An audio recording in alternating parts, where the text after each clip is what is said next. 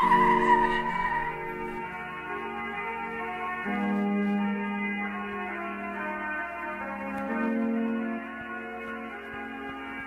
দিকে দেখলে মনে হইতেছে ছেলেটা বাইচাও মরে গেছে। আমি জানি আপনার মনের অবস্থা ঠিক নাই, কিন্তু ছেলেটার যে অবস্থা না বলেও আর থাকতে পারতেছি না। আপনি অনুমতি দিলে কথাটা একটু বলি।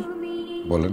ভাইজান, সারা তো আর এই দুনিয়ায় নাই, ওকে তো আর ফিরাও আনতে পারবো না, কিন্তু আমার মনে হয় আমরা যদি যারার সাথে আদিলের বিয়েটা দেই তাহলে আদিল সুস্থ হয়ে যাবে, আমরা সবাইও মানসিকভাবে শক্তি পাবো। যারার সাথে একটু আলাপ করে নিই, তারপর আপনাকে জানাবো। আপনি জানেন আপনার মা যে আজকে আমাদের বাসায় আপনার আর আমার বিয়ের প্রস্তাব নিয়ে গেছেন? কি হলো, কথা বলছেন না কেন? আমি আবার কাকে কি বলছি? আপনার মা তো আপনার সাথে কথা না বলে এত বড় ডিসিশন নেওয়ার কথা না, তাই না? সেই মানুষটা সারা স্মৃতি নিয়ে সব জায়গায় ঘুরে বেড়াচ্ছে, অথচ সেই মানুষটাই সারা মারা গেছে 2 মাস হয় নাই, এর মধ্যে বিয়ের পিড়িতে বসার জন্য পাগল হয়ে গেছেন। এই যে হ্যালো, আমি আর আমার বোন দেখতে একরকম হলেও না আমরা কমপ্লিটলি দুজন ডিফারেন্ট দুইটা মানুষ, ডিফারেন্ট মাইন্ডসেট। আপনি সারাকে এত তাড়াতাড়ি ভুলতে পারলেও আমি আমার বোনকে কোনোদিন ভুলতে পারবো না। তাই আপনিও আপনার মাকে খুব ভালো করে এটা বলে দিবেন যে ফার্দার আমাদের বাসায় যেন এরকম উল্টাপাল্টা প্রস্তাব না নিয়ে আসে। আর আপনিও এই ধরনের চিন্তা না মাথার থেকে ঝেড়ে ফেলেন। আমার ভাবতেও অবাক লাগে আমার বোনটা এরকম একটা মানুষকে ভালোবেসেছিল, আপনার সামনে সারা চোখে মানায়। সবার কাছে সারা হয়তো মৃত হতে পারে, কিন্তু আমার কাছে জীবিত। তার জায়গা তুমি জানো, অন্য কোনো মেয়েকেই আমি দিতে পারবো। আমি আসলে জানতাম না যে মা এই কাজ করবে, তোমার কাছ থেকে জানতে পারলাম।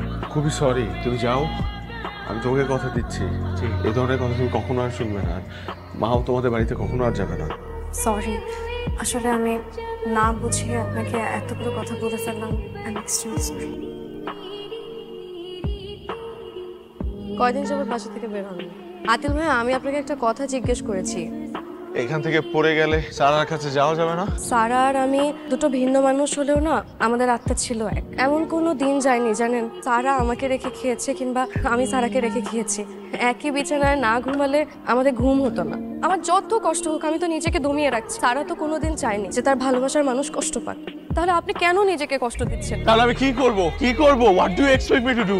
She was the love of my life. ভালোবাসতাম আমি ওকে পাগলের মতো, আমার সাথে সংসার করতে চাইছিল, একসাথে বৃদ্ধ হব, একসাথে কত স্বপ্ন। আমার কথা একটাবার চিন্তা করো, বিয়ের আসর থেকে আমরা কত সুন্দর ভাবে যাচ্ছিলাম, আমার সারা আমার বুকের মধ্যে মারা গেছে। আমি কি করব যারা, আমি কি করব? আল্লাহ আমাকে কেন নিয়ে গেল না, আমাকে কেন রেখে গেল এখানে? আদিল ভাই, আপনি প্লিজ একটু শান্ত হন। দেখেন, ভাগ্যে কি লেখা আছে এটা তো আমরা কেউ জানি না। আমরা তো আর সারাকে ফিরে পাবো না। আপনি যে নিজেকে এভাবে কষ্ট দিচ্ছেন তাতে তো সারার আত্মা কষ্ট পাচ্ছে।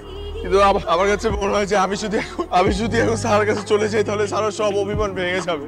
আদিল ভাই, আর পাগলামি করবেন না। কালকে থেকে আপনি একদম নরমাল লাইফে ব্যাক। সকালবেলা ঘুম থেকে উঠবেন, ব্রেকফাস্ট করবেন, হসপিটালে যাবেন, আমি আপনাকে ফলো আপ করব। আর এখন আপনি নিচে যেয়ে ফ্রেশ হবেন, আপনি আমার সাথে বের হবেন।